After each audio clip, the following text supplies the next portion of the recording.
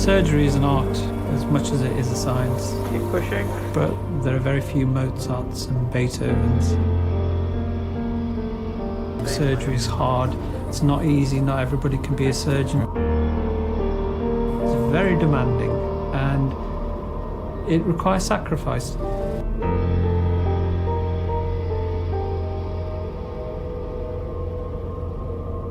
To survive as a junior doctor, you must have courage. Courage to cope with what we see day in, day out. Courage to deal with people at the very worst moments of their lives.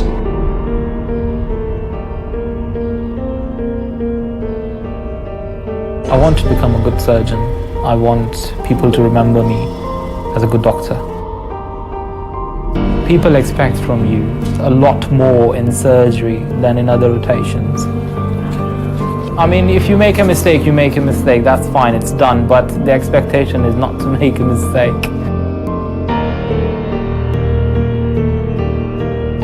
It sounds very cliche, but growing up with things like ER and things like that, being a surgeon always seemed like a very cool and glamorous job to do.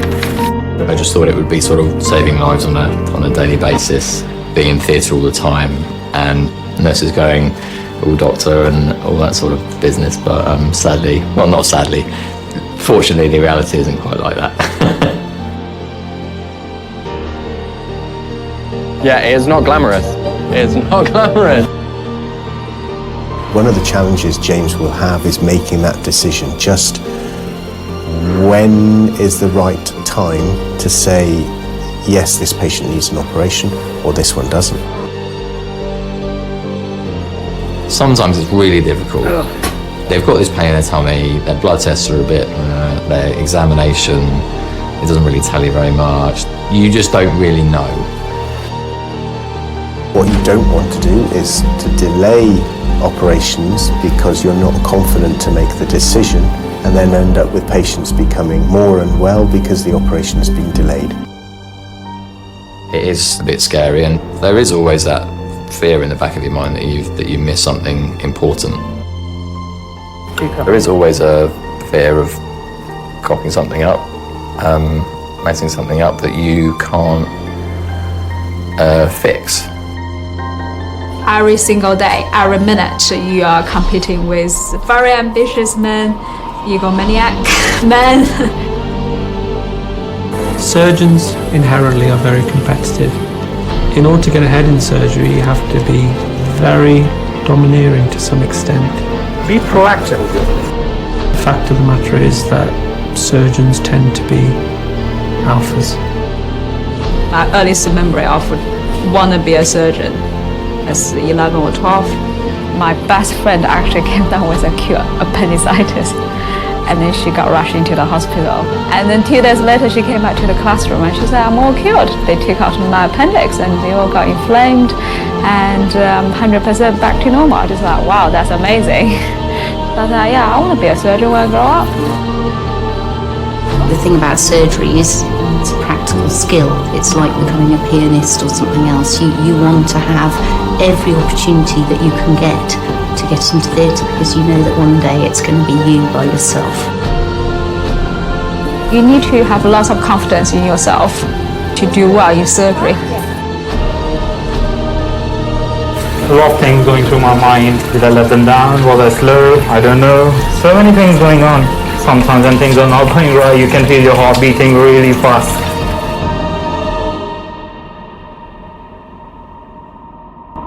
In the surgical ward, they don't praise you all the time. They're more of shouting at you the things to do better. And that sometimes knocked my confidence off a little bit more. So I have to prove myself.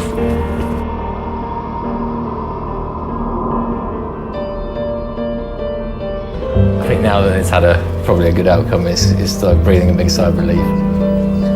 I'm buzzing a bit at the moment, so I don't feel tired. It is a buzz. That's why I like surgery so much, I suppose.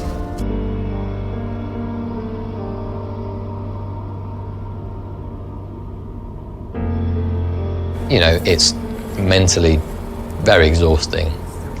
You have to think all the time about what the right thing to do for this actual person is.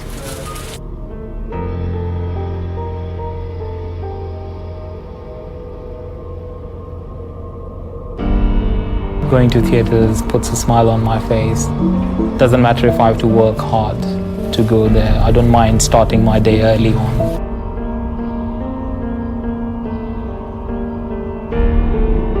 My parents always want me to be a doctor. They're actually the main driving force for me to becoming a doctor.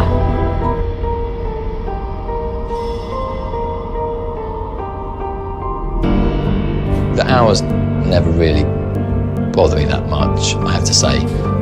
I don't mind working hard. That doesn't bother me.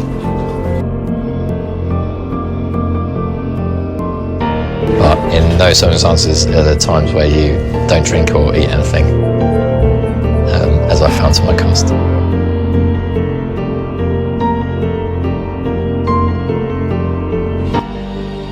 I think it's inevitable. You know, we are in a pressurized environment, we're in a pressurized world, and as doctors we're not immune to all of those things.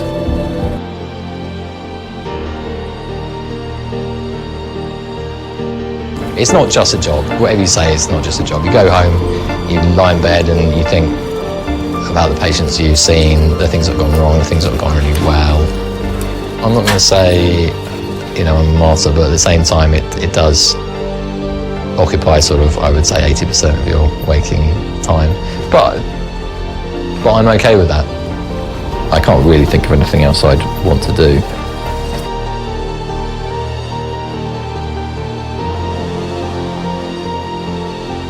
Did you ever think to yourself, you know what, I don't belong here? Yes, many times. But I think that that's also what has kept me on the top of my game. You know, back then when I was in medical school, I remember thinking, wow, I look at my classmates. As you know, you had some of them who trained at the best prep schools in the country, who came from the most distinguished families in the United States, from tradition of education. And there was me, who barely had an education, but I was eager to learn. And I always knew that I had something that others didn't have, and that was that fire in my belly that keeps me going. But I feel very blessed that every day when I walked out of the operating room, of this operating room, and I go and give the patients the news that everything went well in surgery, and they hug me, it's just the most rewarding moment that I can think of.